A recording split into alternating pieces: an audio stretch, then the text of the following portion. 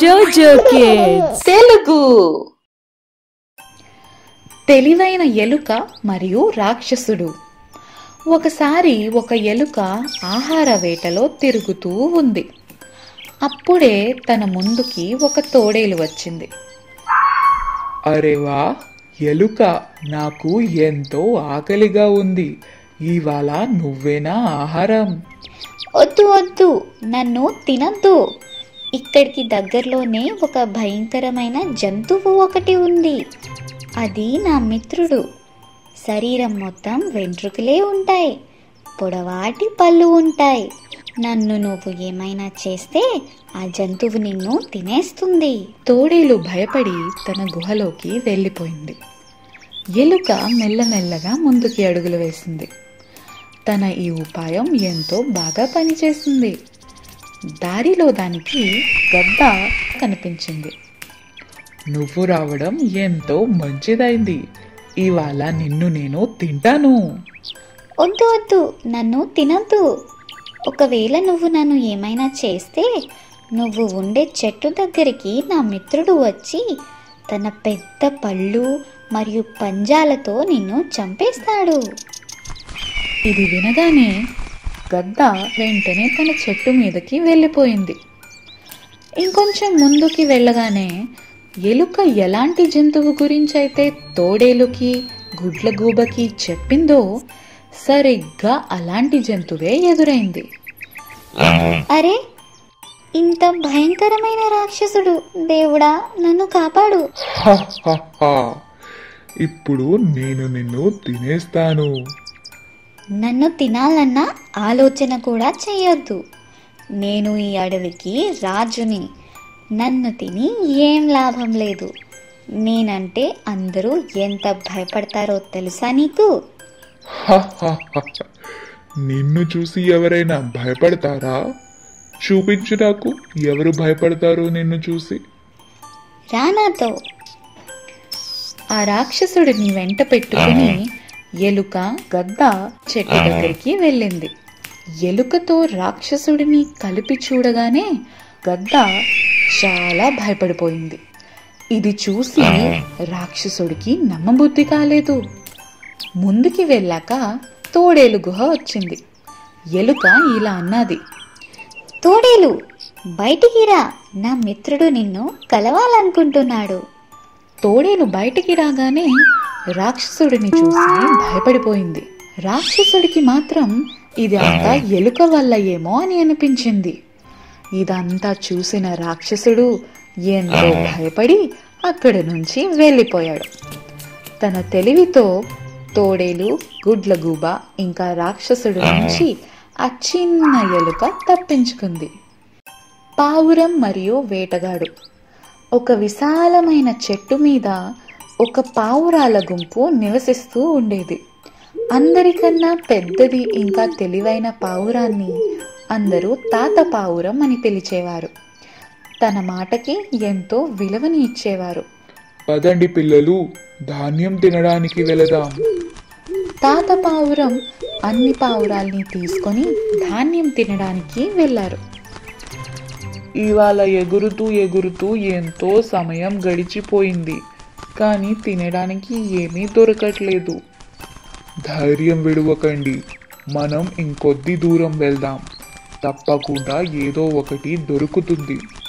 ఎంతో సమయం వరకు వెతికినా పావురాలికి తినడానికి ఏమీ దొరకలేదు.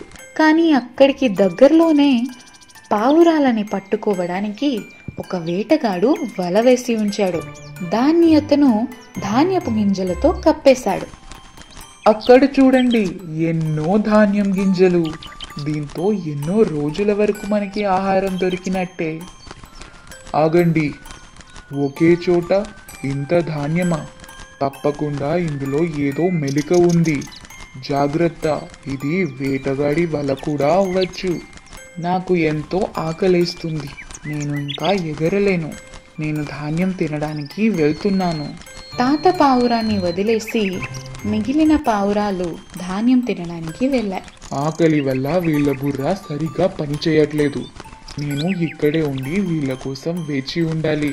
తాత పావురం అనుమానం నిజమైంది. వా మజా వచ్చింది, ఎంత రుచికరమైన గింజలో. వా మజా వచ్చింది, ఎంతో రుచికరమైన గింజలు. ఇవాళ కడుపు నిండా తింటాను. అరే ఇదేంటి, నేను ఎగరలేకపోతున్నాను. అసలు ఇదేం జరుగుతుంది? మనం వలలో ఇరుక్కున్నట్టున్నాం. తాతగారు సరిగ్గానే చెప్పారు, కాపాడండి, ఎవరైనా కాపాడండి, కాపాడండి. ఇంతలో వేటగాడు అక్కడికి వచ్చాడు. మజా వచ్చింది, ఇప్పుడు మీరు అందరూ నా కబ్జాలో ఉన్నారు. తాతగారు, తాతగారు, కాపాడండి, మమ్మల్ని కాపాడండి. ధైర్యంగా ఉండండి, భయపడకండి. ఒకేసారి అందరూ కలిసి ఎగరండి, మీతో పాటు వల కూడా ఎగురుతుంది. ఈసారి అందరూ తాతగారి మాట విన్నారు. అంతా శక్తి ఉపయోగించి ఎగరడం మొదలుపెట్టారు. అరే అరే, నా వల, నా పావురాలు, వెనక్కి రండి. ఎగురుతూ ఎగురుతూ పావురాలు తమ మిత్రులైన ఎలుకల దగ్గరికి వెళ్ళాయి. ఎలుకలు వలని కొరికేశాయి. అప్పుడు అన్ని పావురాలు కలిసి తాత పావురం మరియు ఎలుకలకి ధన్యవాదాలు తెలిపాయి. ఇక ముందు నుంచి తాత పావురం మాట ఎప్పటికీ జవదాటం అని మాట ఇచ్చాయి. రాణి తేనెటీగ. నందు అనే జాంపళ్ళు అమ్ముకునే అతను తన తీయని జాంపళ్ళ కారణంగా ఎంతో పేరు సంపాదించుకున్నాడు. తన జామపళ్ళు అన్ని వెంటనే అమ్ముడుపోయేవి. నందు దగ్గర ఒక పెద్ద జామ చెట్టు ఉండేది. అదే చెట్టు మీద తేనెటీగల పెద్ద తేనె తుట్టె కూడా ఉండేది. ఎలా ఉన్నావు తేనెటీగ రాణి? నేను బాగున్నాను, నువ్వు ఎలా ఉన్నావు? చెప్పు, ఇవాళ బజారులోని రోజు ఎలా గడిచింది? చాలా బాగా. నీకు తెలిసిందేగా, నా జాంపళ్ళు కొనడానికి జనాలు ఎంతో దూరం నుంచి వస్తారు. నా జాంపళ్ళు అన్నీ అమ్ముడుపోయాయి. ఇదంతా నీ వల్లనే. ఎందుకంటే నీ భయంతో నా చెట్టు మీదకి రావడానికి ఏ పక్షి ధైర్యం చెయ్యదు. అలా ఏం లేదు, నువ్వు కూడా మమ్మల్ని ఏమీ అనవు. మేము నీ చెట్టు మీదే కదా ఉంటున్నాం. నీకు ఎంతో ధన్యవాదాలు. మరుసటి రోజు జాంపళ్ళు కోస్తున్నప్పుడు నందు దృష్టి తేనె తుట్టె మీద పడింది. అరే, ఎంత పెద్దది అయిపోయింది వీళ్ళ తేనె తుట్టె. దీంట్లో ఎంతో తేనె ఉండి ఉంటుంది. ఒకవేళ దీన్ని బజారులో అమ్మితే బోల్డ్ డబ్బులు వస్తాయి. నందు మనసులోకి అత్యాశ చొరబడింది. ఏదో ఒకటి చెయ్యాలి.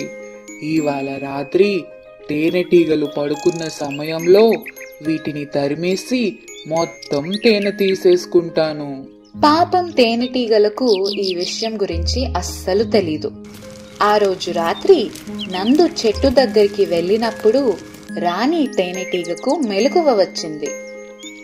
ఆహా, అయితే ఇదా సంగతి. వీడికి ఇప్పుడే గుణపాఠం నేర్పుతాను.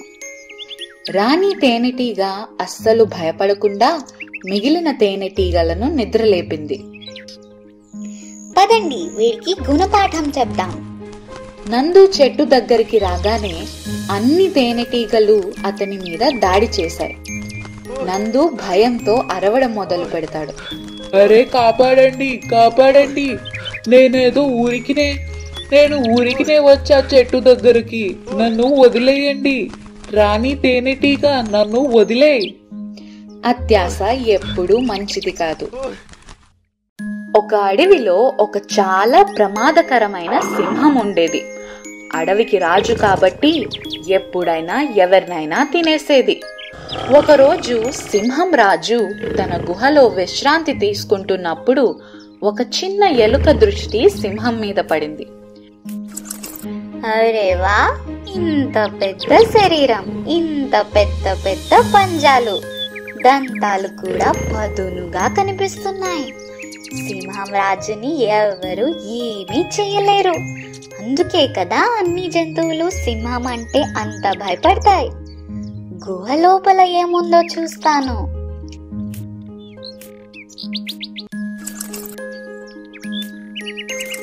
ఎలుక సింహం దగ్గరికి వెళ్ళగానే సింహానికి మెలకువ వచ్చేసింది. సింహం ఎలుకని పట్టుకుంది. అరే వా, ఇవాళ అయితే భోజనం నడుచుకుంటూ నా దగ్గరికే వచ్చింది. నన్ను క్షమించండి రాజుగారు, నేను అనుకోకుండా మీ దగ్గరికి వచ్చాను. నన్ను తిన్నా సరే మీ ఆకలి పూర్తిగా తీరదు. ఒకవేళ మునుముందు నేను మీకు ఉపయోగపడచ్చేమో. ఎలుక మాటలు విని రాజుగారికి దయ కలిగింది. సింహం ఇలా అన్నది, అలాగే, నా కడుపు ఇవాళ ఎలాగో ఎంతో నిండుగా ఉంది. వెళ్ళు, నేను నిన్ను వదిలేస్తున్నాను. కానీ మళ్ళీ ఎప్పుడు ఇలాంటి తప్పు చేయకు. ఇలా ఆ ఎలుక ప్రాణాలను సింహం రాజు వదిలేశాడు. ఒకరోజు సింహం రాజు ఆహార వేటలో నది ఒడ్డుకి చేరుకున్నాడు. అక్కడ వేటగాళ్ళు సింహాన్ని తన వలలో పట్టుకున్నారు. కోపంలో సింహం ఎంతో గట్టిగా అరవసాగాడు. ఇది రాజుగారి గొంతు. మన రాజు ఏదో ప్రమాదంలో ఉన్నట్టున్నారు. పదండి వెళ్ళి రక్షిద్దాం. ఎలుక సింహాన్ని వలలో చూసినప్పుడు వెంటనే తన మిత్రులతో కలిసి వలని మొత్తం కొరికేసింది. ఇలా రాజుగారి ప్రాణాలను కాపాడింది. సింహాన్ని అలా చూసి వేటగాళ్ళు కూడా పారిపోయారు. ఆ రోజు నుంచి సింహం ఇంకా ఎలుక ఎంతో మంచి మిత్రులుగా ఉండసాగారు. 2 పిల్లులు. ఒక పిల్లికి 2 పిల్లలు ఉండేవి. ఒకటి పూర్తిగా తెల్లగా ఉంటే ఇంకొకటి పూర్తిగా నల్లనైనది. అవి పెద్దవి అయినప్పుడు పిల్లి వాటి పిల్లలను పిలిచి ఇలా అన్నది, చూడండి పిల్లలు, ఇప్పుడు మీరు పెద్దవాళ్ళు అయిపోయారు. మీ ఆహారాన్ని మీరే వెతుక్కోవడం ప్రారంభించండి. నల్ల పిల్లి తెల్ల పిల్లి 2 ఆహార వేట కోసం బయలుదేరాయి. అరే చూడు, ఎంత అందమైన తెల్ల పిల్లో. ఆహా, దీనికి ఆహారం పెడదామా? అరే వెనక్కి వెళ్ళు నల్ల పిల్లి, నాకు దీన్ని చూస్తేనే భయం వేస్తుంది. ముందు దీన్ని వెళ్ళని. నల్ల పిల్లి ఇది చూసి ఎంతో బాధపడింది. ఎందుకంటే తెల్ల పిల్లి ఎంతో అందంగా ఉంది. దాన్ని అందరూ ప్రేమగా చూసుకుంటూ ఆహారం పెడతారు. కానీ నల్ల పిల్లి మాత్రం ఎవ్వరికీ నచ్చేది కాదు. ఈ విషయంలో తెల్ల పిల్లికి బాగా పొగరుగా ఉండేది. నాకన్నా అందంగా ఎవ్వరూ ఉండరు. నేనే అందరికంటే అందంగా ఉంటా. అందరూ నన్నే ప్రేమిస్తారు. ఎక్కడ కావాలంటే అక్కడ, ఎప్పుడు కావాలంటే అప్పుడు తినగలను. నువ్వు ఎంతో అందవిహీనంగా ఉంటావు. నిన్ను ఎవ్వరూ ఇష్టపడరు. నువ్వు వెళ్ళి ఎక్కడైనా ఒక మూలన కూర్చో. ఇంతలా తిరిగి ఏమీ లాభం లేదు. నల్ల పిల్లి తన అమ్మతో వెళ్ళి ఇలా అడుగుతుంది, అమ్మా, తెల్ల పిల్లిని అందరూ ఇష్టపడతారు, కానీ నన్ను ఎవ్వరూ ఇష్టపడరు. అలా అనకూడదు. నేను నిన్ను ప్రేమిస్తాను. నాకు మీ ఇద్దరూ సమానమే. ఒకరోజు తెల్ల పిల్లి కనపడక వాళ్ళమ్మ కంగారు పడసాగింది. పడిదాకా ఎక్కడికి వెళ్ళిందో తెలీదు. ఎక్కడా దొరకట్లేదు. నల్ల పిల్లి తన చెల్లిని వెతకడానికి బయలుదేరుతుంది. కాపాడండి, నన్ను ఎవరైనా కాపాడండి. తెల్ల పిల్లిని ఒక అబ్బాయి పట్టుకుంటాడు. తీసుకువెళ్లి తన ఇంట్లో పెట్టుకుంటాడు. నల్ల పిల్లి తనని చూసినప్పుడు తనకి సహాయం చేయడానికి వెళ్ళింది. అదేంటి, నిన్ను ఇక్కడ ఎవరు బంధించారు? ఒక అబ్బాయి. తను నన్ను ఎంతో ఇష్టపడతాడు, కానీ నిన్ను ఇలా బందీగా ఉండదలుచుకోలేదు. నాకు కూడా నీలా తిరగాలని ఉంది. నన్ను ఇక్కడి నుంచి తీసుకువెళ్ళు. నల్ల పిల్లి స్వాతంత్రం చూసి తెల్ల పిల్లికి ఎంతో అసూయ కలిగింది. కానీ ఇప్పుడు అది ఏం చేయగలదు? ఇప్పుడు అది ఒకరి ఇంట్లో బందీగా ఉంది. ఎలాగోకలాగా అవకాశం చూసుకొని నల్ల పిల్లి తన చెల్లికి సహాయం చేసింది.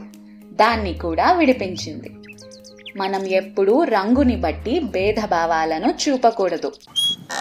Please subscribe.